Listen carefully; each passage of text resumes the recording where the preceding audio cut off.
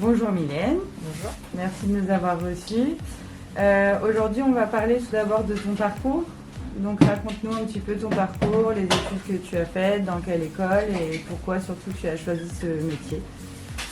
Alors j'ai choisi déjà ce métier parce que c'est un milieu déjà qui a un contact direct avec le cheval, en extérieur et puis un métier manuel. Rester dans un bureau, c'était pas pour moi. J'ai commencé il y a à peu près 14 ans et j'ai démarré sur un CAP en 3 ans au CFA de Beauvais. D'accord.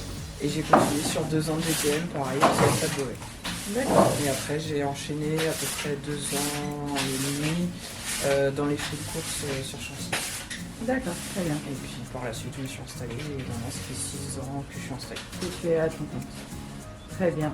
Et raconte-nous un petit peu tes journées, du coup une journée type, combien de chevaux tu fais par jour, quelle discipline Bon, ça varie selon les jours, mais en moyenne, ça peut aller de 5 à 7-8 chevaux par jour dans ces eaux-là. Après les disciplines, ça va comme là aujourd'hui, des chevaux d'endurance, des chevaux de balade, des chevaux de loisirs, des chevaux de CSO, un petit peu de tout. Tu continues à gérer dans les courses? Voilà. Il me reste quelques petits chevaux de course. Ouais. D'accord. D'accord. Et du coup, les types de ferrures réalisées, tu fais un peu tout, des ferrures ortho, Ferrures simples, orthopédiques, parage, tout type. D'accord. Et du coup, raconte-nous un petit peu la place d'une femme dans ce milieu qui est beaucoup, où tu dois beaucoup être entourée d'hommes. Souvent, via les clients, c'est souvent bien perçu parce qu'ils préfèrent des fois le rapport féminin, le fait que ça soit plus doux, avoir plus de finition plus au niveau des ferrures. Donc ça, souvent, les clients, ils aiment bien. Après, c'est vrai que quand tu cherches un maître d'apprentissage et tout, là, souvent, c'est un peu plus compliqué. Parce qu'effectivement, le fait d'être une femme, on est considéré un peu plus comme pas capable de porter des choses lourdes, un peu plus fragile entre guillemets. Du coup, c'est plus compliqué. Moi, mes débuts, j'ai bien galéré pour trouver. J'ai dû appeler pas loin d'une centaine de maréchaux avant de trouver quelqu'un qui veuille bien me donner ma chance.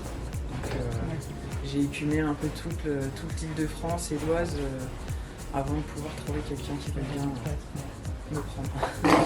Et aujourd'hui, on peut dire que ta place est faite.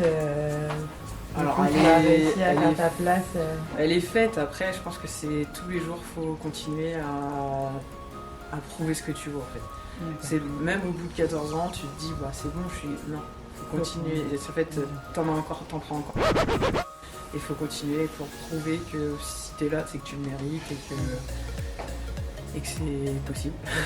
Donc pour toi, tu dirais que c'est vrai qu'on voit de plus en plus de femmes devenir maréchales, donc ça se démocratise un petit peu si je puis dire, mais selon toi, quand on est une femme, il faut quand même redoubler d'efforts et beaucoup plus faire ses preuves qu'un homme. Et puis avoir aussi le caractère pour, parce qu'en fait, il faut effectivement pas se laisser marcher sur les pieds, parce que c'est un milieu où le bouche à oreille fonctionne beaucoup et du coup on peut vite te descendre en un même temps. Donc il faut aussi avoir le caractère de ne pas se laisser faire et de ne pas se laisser marcher sur les pieds. Qu'est-ce qui rend le travail de maréchal compliqué en général? C'est déjà la position, c'est la position qui est la plus difficile d'un point de vue physique. Puis il faut supporter l'animal qui varie de poids au niveau en fonction de ça, si c'est ça, en général 500 kg, mais comme ça peut aller sur du cheval de trait, des fois à 1 tonne, donc ça c'est un peu compliqué. Qu'est-ce que tu es suivi régulièrement par un ostéopathe ou par un... Je vais régulièrement chez l'ostéopathe, pour moi c'est un peu obligatoire. Considères-tu que tu as des avantages en étant une femme? Peut-être le côté sensibilité avec les chevaux? Des fois oui, ça passe mieux avec certains chevaux. Savoir exactement pourquoi, je sais pas trop, mais c'est vrai que j'ai beaucoup de chevaux qui sont plus posés, sont plus calmes avec une femme qu'avec un homme. Ça arrive que certains, les hommes peuvent pas les approcher parce que soit ils ont eu des passés un peu compliqués et qui se sont fait frapper par un homme. Donc il y a ça, mais je pense qu'il y a le côté aussi plus de feeling, plus posé. Très bien. Et pour finir, après on va te laisser travailler. Est-ce que tu aurais une anecdote marquante à nous raconter? Faut vraiment, hormis le fait que l'hiver j'ai déjà fini la tête dans la boue, ouais.